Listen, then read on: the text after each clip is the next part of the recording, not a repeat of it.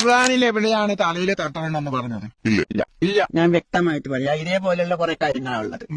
അള്ളാഹുവിന്റെ റസൂലിലേക്ക് മടക്കണമെന്ന് ഖുർആൻ അള്ളാഹ് കൽപ്പിച്ചിരിക്കെ നീ ഹദീസ് സ്വീകരിക്കുന്നില്ലെങ്കിൽ പിന്നെ നീ എങ്ങനെ ഖുർആൻ വിശ്വസിച്ചു എന്നാണ് ഈ പറയുന്നത്? ഖുർആൻ പിൻപറ്റണമെന്ന് പറയുന്ന എല്ലാ തെളിവുകളും ഒരേ സമയം തന്നെ ഹദീസ് പിൻപറ്റണം എന്നതിനു കൂടിയുള്ള തെളിവാണ്. ഖുർആൻ പിൻപറ്റണം എന്ന് പറഞ്ഞാൽ അതിന്റെ ഭാഗമാണ് ഹദീസ് പിൻപറ്റുക.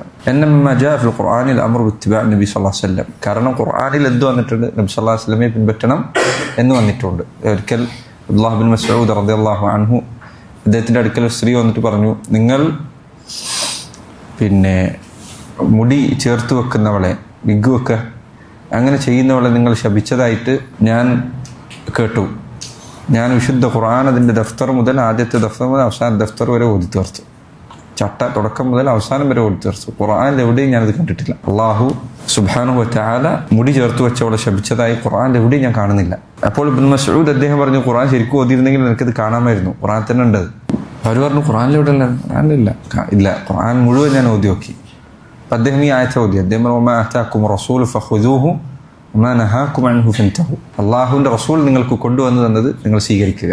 റസൂൽ പറഞ്ഞതാണ് സല്ലല്ലാഹു അലൈഹി വസല്ലം, ലഅനല്ലാഹുൽ വാസിലാത്ത് വൽ മുസ്തവസിലാത്ത്. അള്ളാഹുവിന്റെ റസൂൽ സല്ലല്ലാഹു അലൈഹി വസല്ലം ശപിച്ചിട്ടുണ്ട്.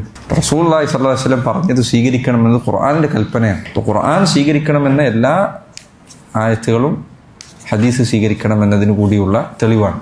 അപ്പോൾ ഒരാൾ ഖുർആൻ സ്വീകരിച്ചു എന്ന് പറയുകയും നബി സല്ലല്ലാഹു അലൈഹി വസല്ലമയെ പിൻപറ്റുന്നത് ഒഴിവാക്കുകയും ചെയ്താൽ അവന് എന്ത് ഖുർആനിൽ വിശ്വാസമാണുള്ളത്? വിശ്വാസമില്ല. വൈനൽ ഈമാൻ ബിൽ ഖുർആൻ ലിമൻ ലം യറുദ്ദ അൻ-നിസാഅ അൻ നബി സല്ലല്ലാഹു അലൈഹി വസല്ലം വഖദ് അമറ അല്ലാഹു ബി ഫിൽ ഖുർആൻ. അള്ളാഹുവിന്റെ റസൂലിലേക്ക് മടക്കണമെന്ന് ഖുർആനിൽ അല്ലാഹ് കൽപ്പിച്ചിരിക്കെ നീ ഹദീസ് സ്വീകരിക്കുന്നില്ലെങ്കിൽ പിന്നെ നീ എങ്ങനെ ഖുർആൻ വിശ്വസിച്ചു എന്നാണ് ഈ പറയുന്നത്? പറ്റില്ല.